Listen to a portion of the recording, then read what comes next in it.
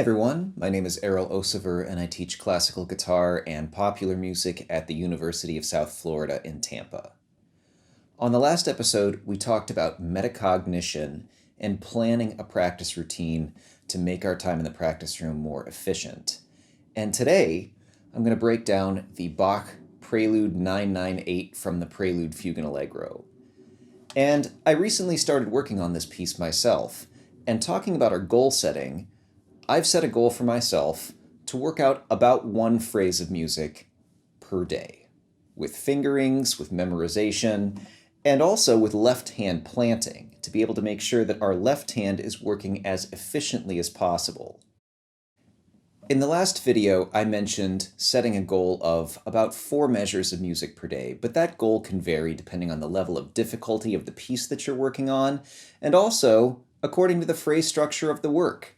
For example, in the Baroque period, we don't necessarily always have perfectly symmetrical phrasing, so I kind of had to modify my goal a little bit to be the first 5 measures of the work on the day that I started the piece, simply to make the phrase structure sort of make sense and conclude with a nice cadence at the end of my practice goal for that particular day.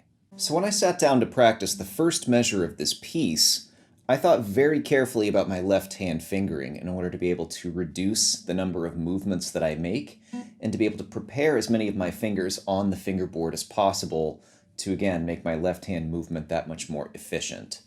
So the edition that I was working from had a different fingering, but I chose to refinger the opening passage so I could start the entire piece having all 4 fingers planted on the fingerboard.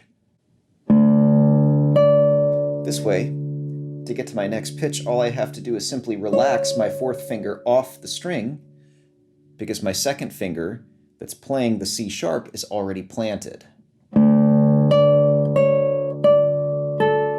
And my string crossing is already prepared with my 3rd finger. And then I basically just relax the 4th and 2nd fingers off the string.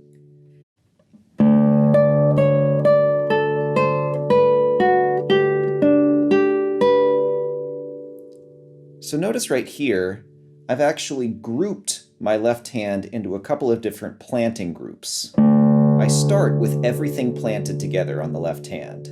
That way, all I have to do is just relax a finger off the string.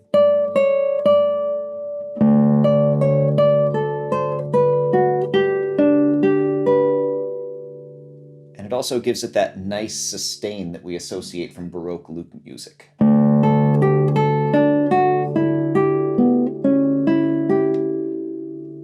And right here, when I go from here to here, I'm basically just transferring the weight from my 2nd into my 4th finger. So there's a tiny little micro adjustment that's going from, I guess, pronating to supinating just ever so slightly.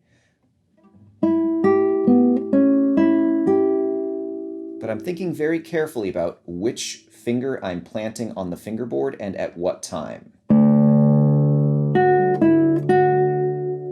And a lot of players don't like using their 4th finger, but I've gotten the habit of using my 3rd finger to help reinforce my 4th finger whenever necessary, rather than sticking my 3rd finger off the fingerboard, which actually causes a little bit of a contraction in my forearm extensors.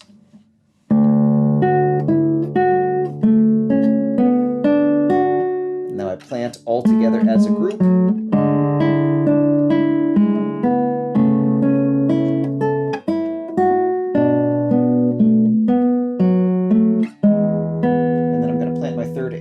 Fingers together so my 4th finger doesn't miss.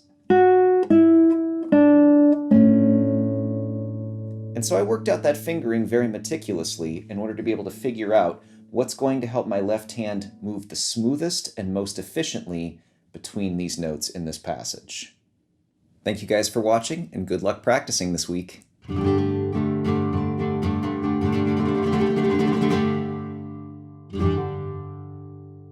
Hola a todos, en el vídeo de hoy voy a seguir hablando de técnica y voy a poner algunos ejemplos sobre esta técnica que va a ser la del trémolo en obras del repertorio español.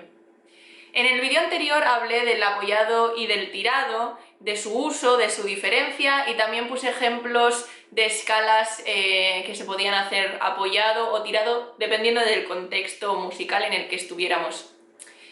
Hoy voy a hablar del trémolo. Y ya que sigo enlazando este vídeo con el anterior, el trémolo podríamos clasificarlo dentro de la técnica de mano derecha del tirado. El trémolo que nosotros conocemos es el trémolo clásico de 4 notas, empezando por el pulgar, que se encarga de tocar los bajos, anular, medio e índice para la melodía. Quiero decir en este vídeo, y llevarlo al terreno de la música española un poco, que también existe un trémolo flamenco en el que se añade una nota más a la melodía, y lo quiero mostrar la diferencia y cómo se debería de ejecutar. Mientras que en el trémolo clásico tenemos el pulgar, anular, medio e índice, en el trémolo flamenco tenemos el pulgar, índice, anular, medio y otra vez índice.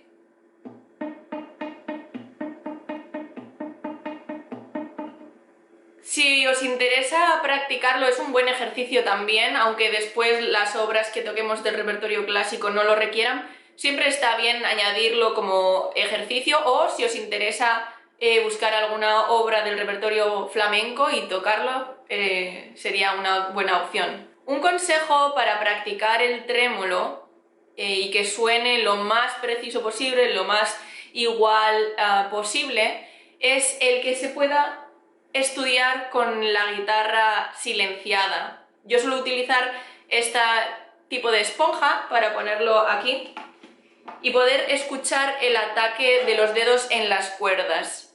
De esta forma podemos ser más precisos.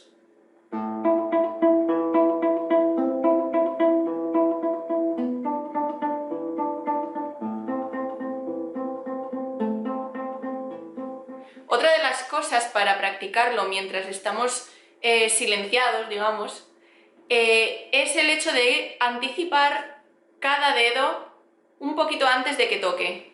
El dedo tiene que estar en la cuerda algún tiempo antes de que toque. Me explico. Si toco el pulgar, el anular lo tengo preparado.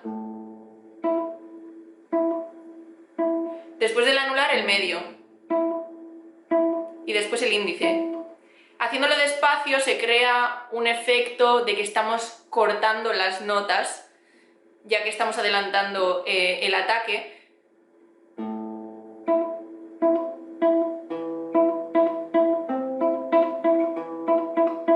¿Por qué hago eso? Porque siento que adelantando un poco el dedo tengo control sobre el sonido y sobre el ataque de la cuerda. Es diferente hacerlo de esta forma que al intentar adelantar el dedo sobre la cuerda estoy más cerca y tengo el control de cómo voy a tener el sonido y cómo voy a atacar, a intentar venir desde el aire y tocar la cuerda sin ningún control, porque puede ser un sonido más desequilibrado y no tan preciso.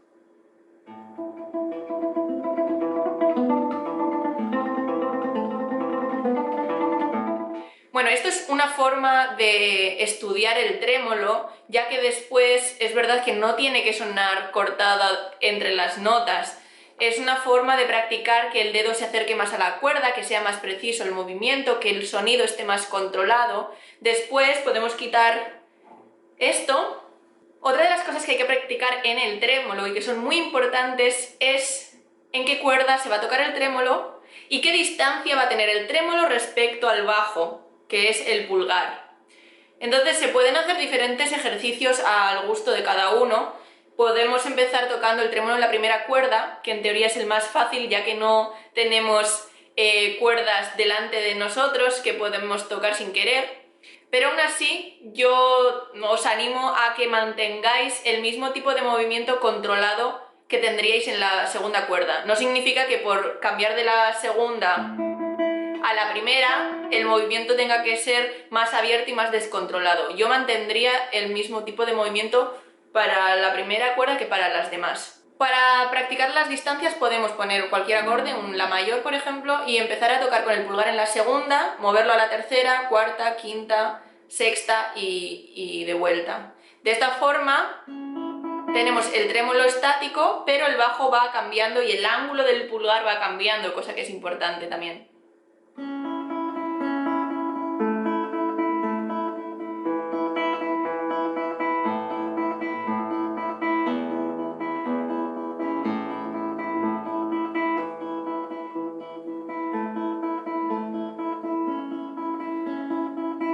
Y cuando terminemos podemos bajar a la segunda cuerda y empezar en la tercera.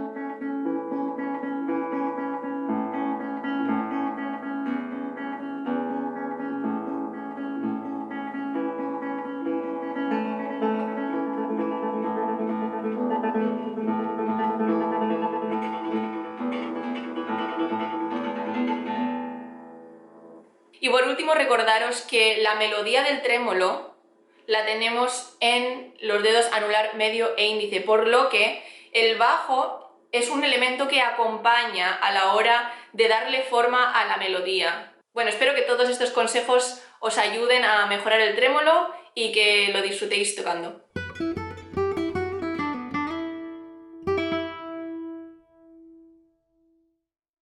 With advancements in music technology, programs and resources like Sibelius, Finale, MuseScore, and with the help of engravers and editors, composers have the ability to dictate fairly accurately how they want a piece of music to sound.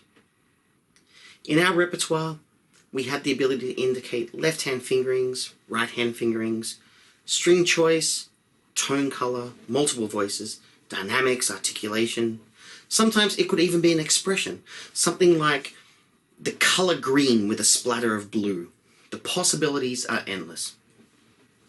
Whether or not composers follow through with these possibilities is entirely a different question. And there are a few recent composers like Roland Dion's and Philip Houghton who have become real beacons of the amount of detail that can be marked on a musical score. Something that is certain is that with all of this potential at our disposal, we should strive to utilize it more. When it comes to all of the issues that I have spoken about so far in this series, melody, harmony, timbre, dynamics, articulation, the best advice in modern music is refer to the score. As guitarists, we sometimes get the idea that we know better. Yes, there are certainly times where I've met with a composer and suggested a few things that might give the piece a little extra oomph, and sometimes they have agreed. But composers of this era are fairly particular with what they want, so it's always a good idea to stick with the specifics of the score. To highlight this dilemma, let's look at the opening of the Prelude No. 4 by Villa-Lobos. I think it's safe to say that most guitarists are quite liberal with the rhythm of the opening figures, adding in rubato under the guise of improvisation associated with the term prelude. To a certain extent, this is correct. After all, the opening is set with these characteristics of a prelude in mind, the improvisation of the melody, then followed by rhythmic stability in the next measure. All you have to do is turn on any recording and listen to the amount of freedom given to these passages, even to the extent where the rhythm itself is sometimes unrecognizable. Of course, though, if we just take a literal approach to the melodic passages, we can see that Villa-Lobos has already written in the improvisation using varied rhythmic patterns.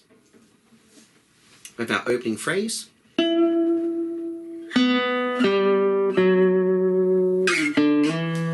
the rhythmic stability,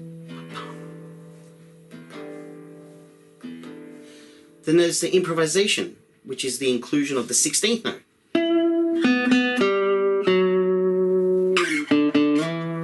Then back to the rhythmic stability.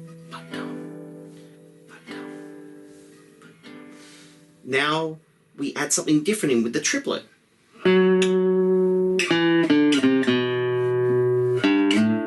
Rhythmic stability.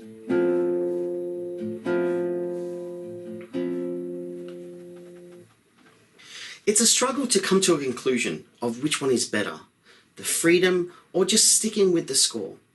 Both interpretations have their own merits, But for me, one interpretation does seem to be a clear winner when it comes to the piece's overall intent.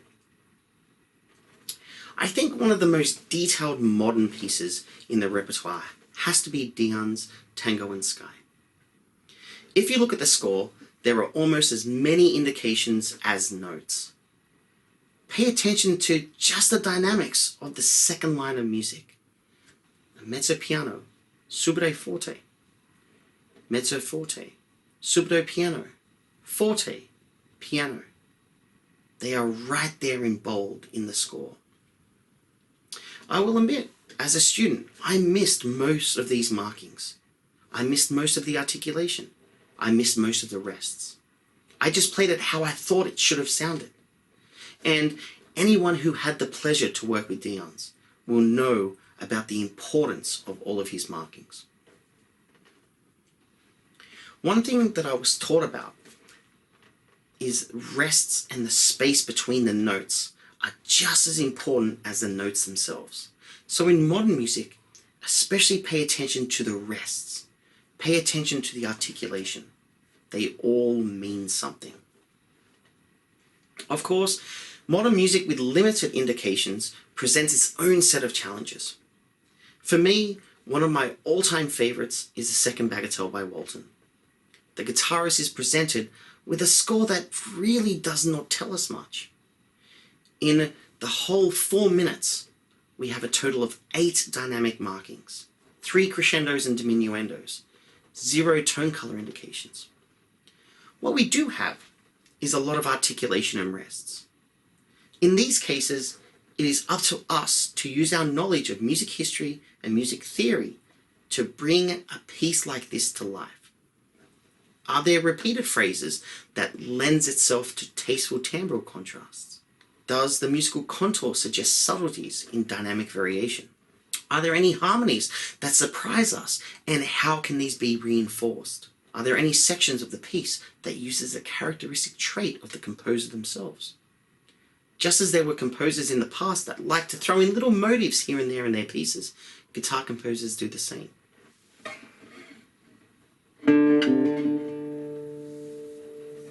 No doubt a Brouwer-esque figure. Pay attention to the score. Most of the time, the information needed to play a modern piece is right there in front of our very eyes.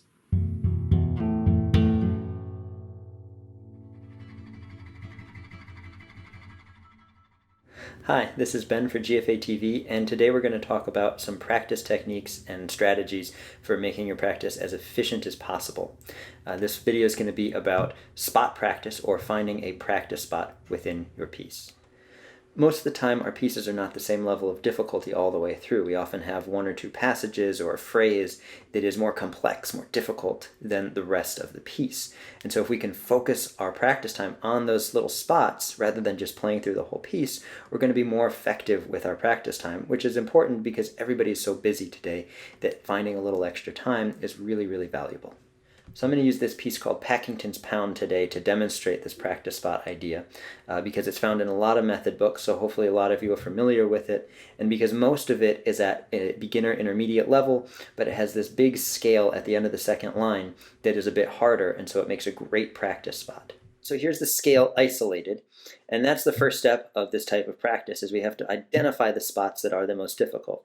So maybe your teacher can help you with this, or you can just go focus on the spots that are the hardest for you. Now, once we've found this, we have to employ some of these strategies rather than just playing through it and banging our head against a wall.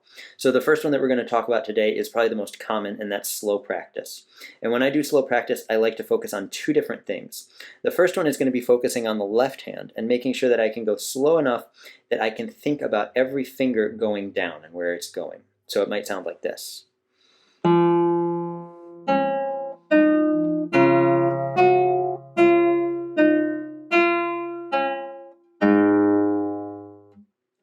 The other way that I like to do slow practice is focusing on the right hand and making sure that I'm touching the string with the fingers before every note so that I can get the best tone possible. So that'll sound like this.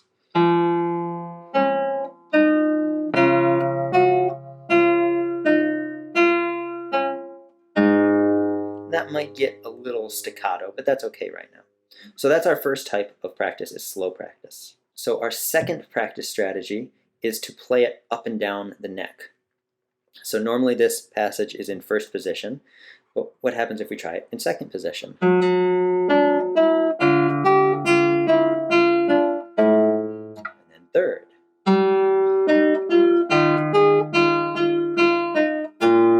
And then fourth. So all of these sound really weird, and you can really go all the way up and down the neck with these practice spots.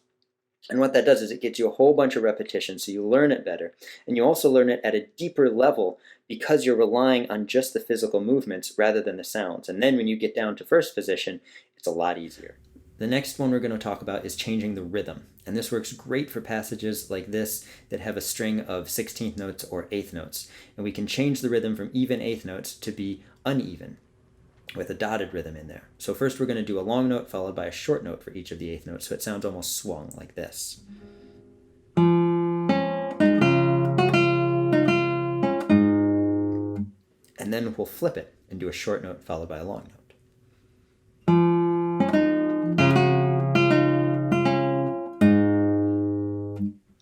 And what that's going to do is it's going to train your hands to be able to move really quickly while still staying relaxed. The last strategy we're going to talk about today is called chunking, and this is something we already do in our everyday lives. For example, if you see the letters G-U-I-T-A-R, your brain does not see 6 different pieces of information for each of the letters. It chunks them together into the word guitar. And we can do this in every area of life, and we already do this a lot on guitar, but by practicing a specific way, we can help our brains do that, and that's by playing it in chunks. So these might be the chunks that we do for this section. So we might play these 3 as a little burst, and then the next ones. Doing this will help our brain to say, okay, this is one idea, and this is another idea. And then eventually it'll have this whole thing as just one idea. Like that. So those are 4 practice strategies that I really love to use. We got the slow practice with the emphasis on the left hand and the right hand, moving up and down the neck, the dotted rhythms, and the chunking. And hopefully a few of these will be appealing to you, and you can try them, and you can combine them and do different ones on different days to keep your practice interesting and enjoyable while still progressing and having time for everything else in life.